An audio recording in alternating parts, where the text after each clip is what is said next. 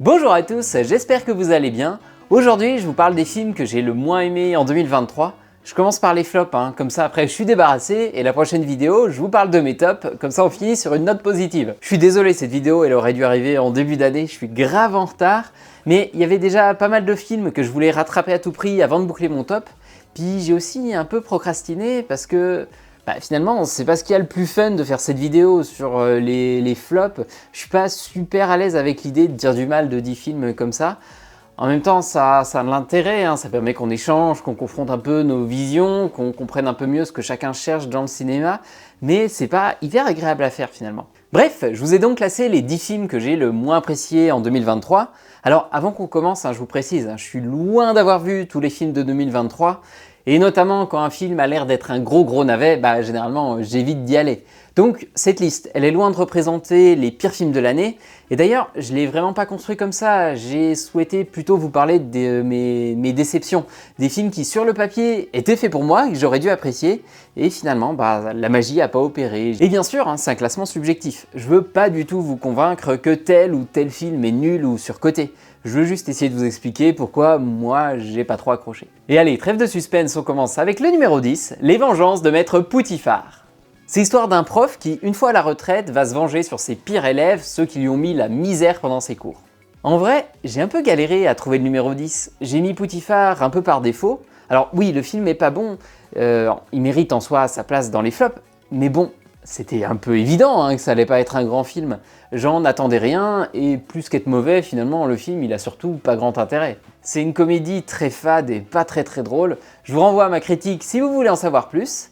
Et on passe au numéro 9, L'amour et les forêts. Le film raconte une relation d'emprise que fait vivre un homme à sa femme. Ça a été un très gros succès public et aussi critique, il a même reçu un César, mais perso, j'ai pas trop accroché. C'est pas mauvais, c'est d'ailleurs très bien joué par Virginie Efira et Melville Poupeau, mais au niveau du propos, au niveau de la question de l'emprise, j'ai trouvé que ça manquait un peu de profondeur. J'ai jamais été embarqué dans leur relation, dans leur histoire. J'avais surtout l'impression que le film, en fait, c'était une genre de checklist du pervers narcissique. Ils ont pris tous ses traits de caractère, alors il ment, il te fait du chantage affectif, il t'isole, et ils ont utilisé une scène pour montrer un trait de personnalité du pervers narcissique, mais sans vraie cohérence globale. Donc belle déception de mon côté, mais c'est très cool s'il a plu à d'autres et qui permet d'illustrer les rapports d'emprise, c'est un truc important, faut en parler, donc ça je dis vraiment pas l'inverse. Et allez, numéro 8, Une zone à défendre. Un agent de la DGSE joué par François Civil est envoyé en mission dans une ZAD au milieu des hippies, et il va tomber amoureux d'une des militantes écologistes. Le film est pas très intéressant. C'est pas une purge, mais s'il est dans mes flops, c'est surtout parce que c'est énervant ce genre de projet qui surfe sur les questions écologiques, mais finalement qu'on n'a absolument rien à faire. Dans le film, il n'y a aucun propos, aucune réflexion sur quoi que ce soit. On sent vraiment le film qui instrumentalise la cause environnementale, et non, je suis désolé, ça se fait pas, l'environnement c'est un truc trop important, juste pour t'en servir comme prétexte pour vendre ton film quoi. Celui-là aussi j'en ai fait une critique, donc je passe assez rapidement dessus, n'hésitez pas à aller voir les vidéos si vous voulez en savoir un petit peu plus. Et on passe au numéro 7, et alors j'étais déjà pas très à l'aise à l'idée de mettre L'amour et les forêts dans mes flops, mais là je vais vraiment me faire insulter, Je verrai toujours vos visages. C'est un film sur la justice restaurative, c'est le fait de faire échanger des victimes et des auteurs d'infractions, c'est un des films marquants de l'année 2023, mais alors je suis désolé, perso, j'ai pas du tout adhéré. À aucun moment je suis rentré dedans. Les sourires un peu condescendants des professionnels, les détenus et les victimes qui oublient tous leurs soucis parce qu'ils ont mangé ensemble un cake aux olives, bah oui c'est mignon, j'adhère à l'idée, pourquoi pas, mais c'est illustré de manière quand même très niaise quoi. Et ce qui m'a le plus choqué je crois, c'est le message de fin sur les violences sexistes et sexuelles, et là pour le coup, je comprends vraiment pas que plus de personnes l'aient relevé. On a le personnage d'Adèle Exarchopoulos qui s'est fait violer de manière répétée par son frère quand elle était jeune. Ça a détruit une partie de sa vie, et on comprend dans le film qu'elle s'en est vraiment sortie in extremis parce qu'elle a rencontré les bonnes personnes au bon moment. Et pourtant à la fin, on a un monologue du personnage qui nous dit « Bon finalement, c'est moins grave de se faire violer que de perdre son père, ou qu'un de ses proches tombe malade. » Quoi? Les violences sexistes et sexuelles, ça détruit des vies chaque jour, ça tue même. Comment tu peux à la fin balayer d'un revers de main la morale de ton film en disant oh, finalement c'est pas si grave Après je le répète, c'est que mon avis, et si le film vous a plu, c'est très bien, très cool. Et à part la question des violences sexistes et sexuelles, où je trouve que pour le coup le film se prend les pieds dans le tapis, c'est un film qui à côté défend de belles valeurs, c'est important la justice restaurative et c'est cool de la mettre en lumière, je dis vraiment pas le contraire. Allez, on passe au numéro 6, Acide. Une pluie acide s'abat en France, c'est une pluie qui détruit tout sur son passage, elle peut brûler la peau, mais aussi les vêtements, même les toits des maisons, mais pas les carrosseries de voitures. Et donc, un père et sa fille entament un road trip pour échapper à la menace et retrouver leurs proches. L'idée est séduisante et originale pour un film français, mais j'ai vraiment trouvé que le film avait rien à raconter. Moi, je me suis ennuyé tout du long, j'avais juste envie de rentrer dans l'écran pour aller mettre des claques aux personnages, tellement ils font n'importe quoi. Mais je salue quand même l'originalité de la proposition, et on passe au numéro 5, L'astronaute. L'astronaute, c'est l'histoire d'un ingénieur en aéronautique qui a un secret. Il construit en cachette une fusée dans sa grange pour réaliser le premier vol spatial amateur de l'histoire. Mais sur le papier, comment il est trop bien ce pitch! On a une proposition un peu originale, intrigante, mais en fait non. C'est un peu comme Acide en fait, passer le pitch un peu original du film, il a rien à raconter. Et là, c'est vraiment un assemblage de clichés de films français mis bout à bout. En fait, c'est assez simple. Imaginez à quoi pourrait ressembler ce film, en gardant à l'esprit que c'est un film français. C'est bon? Vous avez une petite idée en tête de ce à quoi ça peut ressembler? Eh ben, vous avez vu le film. On a un héros qui vit chez sa grand-mère. Bah oui, parce que c'est la seule personne qui comprend ses projets un peu foufou. Bien sûr, il est fâché avec son père, parce que oui, c'est ridicule d'aller à l'espace, il faut revenir sur Terre, mon garçon. Mais évidemment, le papa, à la fin, il va revenir avant le décollage, et il va dire à son fils « Je suis fier de toi, fiston ». Et absolument tout le film est comme ça. À part l'idée du début, j'ai vraiment pas trouvé une once d'originalité dans ce film. C'est chiant, c'est fade, c'est mou, c'est vraiment un film de remplissage. On aurait demandé à ChatGPT de nous faire un film, et ben il aurait pu nous pondre l'astronaute. Mais bon, il y a quand même pire, on passe au 4e film, Voleuse. 3 cambrioleuses font équipe pour réaliser un dernier casse, voler un tableau de maître, la Grande Odalisque. Beau casting, de gros moyens, il y avait vraiment de quoi faire un très bon film d'action, mais c'est pas inspiré du tout, c'est creux, c'est chiant. Le film respire la paresse en fait. Il est toujours sur la corde, il fait toujours le minimum pour que tu te dis jamais « putain c'est de l'arnaque, j'arrête », mais il fait jamais l'effort de proposer un truc un tout petit peu ambitieux. Et ça y est, on arrive au podium, numéro 3, BDE. 4 potes de la fac se retrouvent tous les ans pour faire la fête et se remémorer leurs années étudiantes, et cette année, direction le ski à Val Thorens, dans un très grand chalet que Bob, alias Michael Youn, a piqué à son beau-père sans lui dire. La suite, j'imagine que vous la devinez, rien ne va se passer comme prévu, ils vont enchaîner catastrophe sur catastrophe et ainsi de suite.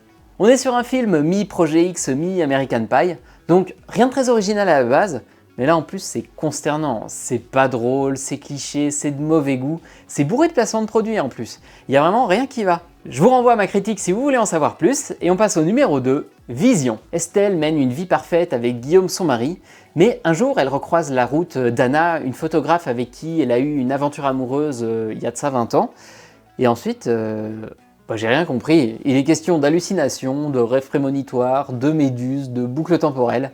Ça n'a aucun sens et c'est pas très intéressant à suivre, c'est très mou et il n'y a pas vraiment de tension.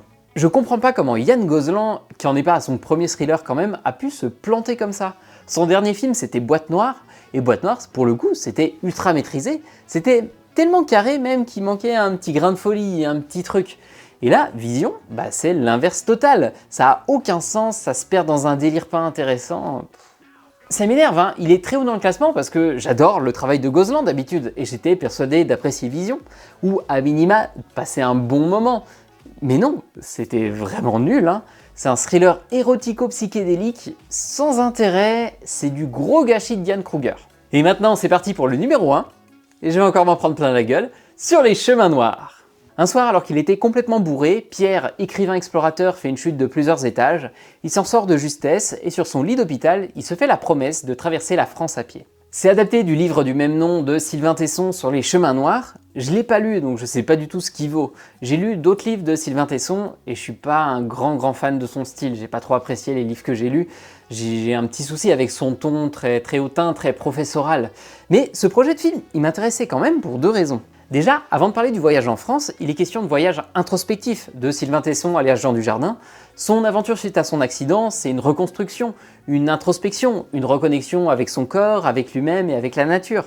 Malheureusement, et ça c'est un peu dû à la personnalité de Sylvain Tesson, il est tellement persuadé d'avoir déjà acquis la sagesse, la vérité sur l'être et la matière, que son voyage, il lui a rien appris, rien apporté, parce qu'il sait déjà tout. Il y a d'ailleurs une scène magnifique dans laquelle il remet sur le droit chemin un jeune en perdition en lui disant de lire de la poésie. Et donc c'est ça tout le film en fait, c'est lui qui apporte la sagesse, c'est lui qui sait, c'est lui qui apporte la connaissance, mais jamais on a l'impression que son voyage lui apporte quelque chose à lui, le fait un tant soit peu évoluer. Et puis l'autre truc qui aurait pu être intéressant mais pour moi est complètement raté, c'est la rencontre avec la ruralité, avec les oubliés du chemin de la modernité, et je pense que bien fait, il y avait vraiment quelque chose d'important à montrer. Le progrès, bah ouais c'est cool, mais ça laisse toujours des gens et des valeurs derrière, on a un territoire qui avance pas à la même vitesse. Et là, on avait vraiment l'occasion parfaite de l'illustrer, de nous montrer que finalement la France, c'est pas que Paris. On aurait pu valoriser l'art de vivre des campagnes, un savoir-faire qui se perd, tout en montrant les décalages qu'il peut y avoir entre les ruraux, les citadins, les néo-ruraux, les incompréhensions des uns et des autres, mais en faire quand même un film fédérateur. Mais non, au contraire, le film c'est juste un ramassis de clichés passéistes. La modernité c'est de la merde, c'était mieux avant, les jeunes maintenant c'est tous des cons, façon vive le camembert, le cochon et les traditions. Je suis pas d'accord avec ça déjà, et puis je trouve qu'en plus il y a une certaine instrumentalisation de notre ruralité, de nos campagnes. Moi je suis pas d'accord avec ça et je pense pas que les campagnes elles soient particulièrement arriérées avec des valeurs très conservatrices, enfin comme le montre le film en tout cas. Les campagnes c'est aussi des territoires d'innovation où il va se passer des choses, où il va y avoir de l'ingénierie qui est pas valorisé sous prétexte que c'est en campagne, qui a des défis à relever bien sûr, mais qui peut faire des choses, qui apporte aussi des choses sur le territoire, et ça non, c'est pas montré, parce que la ruralité telle qu'elle est présentée dans le film, elle est très partiale, elle est là pour servir à un propos politique. Il en résulte quelques beaux paysages, hein, c'est vrai, mais il n'y a pas non plus de patte artistique très poussée non plus, je trouve pas qu'il soit particulièrement bien réalisé. Donc si je l'ai mis en premier, hein, c'est pas parce que c'est le film le plus nul du lot, mais c'est vraiment celui avec lequel je me sens le plus en décalage. Je suis pas du tout en phase avec son message, sa vision de la France, de nos campagnes et de la modernité. Et voilà, je m'arrête là pour mes plus grosses déceptions de l'année 2023. Merci beaucoup d'avoir regardé cette vidéo. N'hésitez pas à me dire vous, les films qui vous ont le plus déçu l'année dernière ou même cette année. Je me répète, hein, mais si vous avez aimé ces films-là, c'est super cool, et c'est ça qui est trop bien avec le cinéma. Selon notre histoire, notre sensibilité, les films vont faire écho à chacun de nous différemment. Bref, je reviens très vite avec la vidéo sur les tops. En attendant, allez au cinéma et mangez des pizzas!